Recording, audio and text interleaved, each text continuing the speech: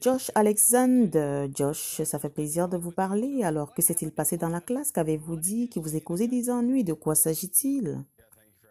Oui, merci. Ce problème a commencé au mois d'octobre. J'avais été inscrit à l'école secondaire catholique et les élèves filles de l'école m'ont informé que les élèves garçons utilisent les toilettes des filles et que cela les angoissait beaucoup.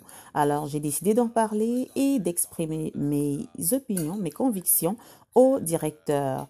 Une fille élève a elle aussi décidé d'exprimer sa gêne au directeur et nous avons tous les deux été ignorés. Dès lors, j'ai décidé d'organiser un mouvement de manifestation à l'extérieur pour exposer à la lumière ce qui se passait derrière les portes closes. Et ils ont fini par me suspendre indéfiniment 2 jours avant la dite manifestation. Ils m'ont remis une note d'exclusion. Cette exclusion était totalement illégale et discriminatoire. Alors, j'ai décidé de me présenter à l'école malgré cette mesure d'exclusion. Ils m'ont remis un avis d'intrusion et une autre suspension. J'ai attendu jusqu'à la fin du semestre, perdu des notes pour plusieurs cours.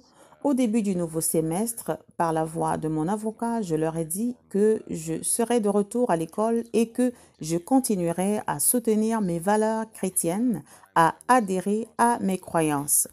Peu après, j'ai été amenée au bureau, le directeur a bloqué la sortie et 2 policiers sont entrés dans la pièce. Et quand ils m'ont demandé de quitter les lieux, je leur ai expliqué la situation, comment j'étais seulement dans cette situation à cause de mes convictions et que je n'ai fait qu'exercer mes libertés fondamentales et que je n'allais pas partir comme ils me le demandent.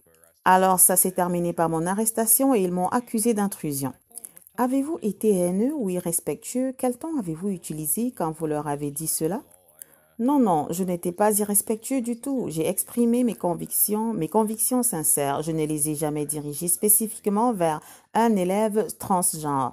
Ça ne faisait rien. Je ne soutiens pas leur comportement, mais je sympathise aussi avec eux parce qu'ils sont victimes de notre société, de notre système éducatif et de parents terribles qui les ont encouragés et poussé ça sur leurs enfants.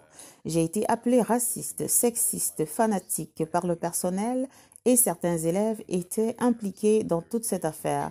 Et j'ai juste continué d'exprimer mes convictions et j'ai fini par être arrêtée.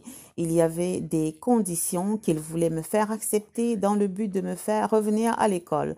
En tant que chrétien, je ne vais pas mentir, je ne vais pas accepter une fausseté. Je ne vais pas me joindre à ce discours qui est totalement contre nature. Je ne pouvais donc pas accepter ces conditions. En fait, aviez-vous été amené au poste de police et envoyé en prison? Non, ils m'ont porté des accusations depuis leur auto et ils ont fini par me libérer et m'ont remis à mon frère. D'accord. Et quelle a été la réaction de vos parents face à votre arrestation? Je doute que cela leur fasse plaisir. Je veux dire, ils reconnaissent que je n'ai fait qu'exprimer mes convictions. Et ils n'étaient pas très contents de la police, de la réponse de la police ontarienne et du conseil scolaire.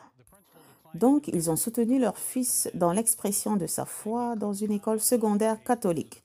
Oui.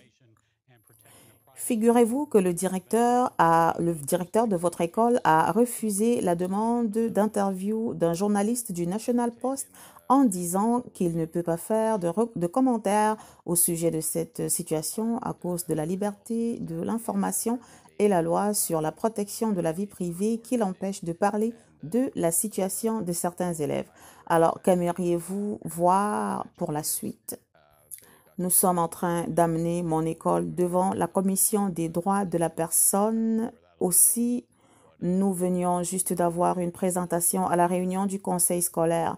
J'avais un représentant des parents comme premier éducateur. Ils ont fait une présentation, ils ont un peu expliqué d'où nous venions et ils ont proposé des solutions. Je ne sais pas à quoi cela aboutira. Nous espérons trouver une solution, que la sécurité de nos élèves filles sera prise un peu plus au sérieux et que notre liberté d'expression sera défendue plutôt qu'attaquée par le système éducatif. Et la liberté d'expression. Votre croyance dans une école catholique. Alors, parlez-nous de la pétition que vous avez lancée. Oui, nous avons lancé une pétition. Vous pouvez la trouver sur coalitioncanada.com et nous avons d'autres plans que nous n'avons pas encore publiés, mais c'est pour bientôt. Alors, si vous voulez soutenir ce que nous faisons, signez cette pétition. Pour finir, Josh, jusqu'où votre foi chrétienne est-elle importante pour vous? Parlez-nous de votre relation avec le Christ.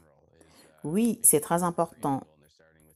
Je ne serais pas ici aujourd'hui si ça ne l'était pas.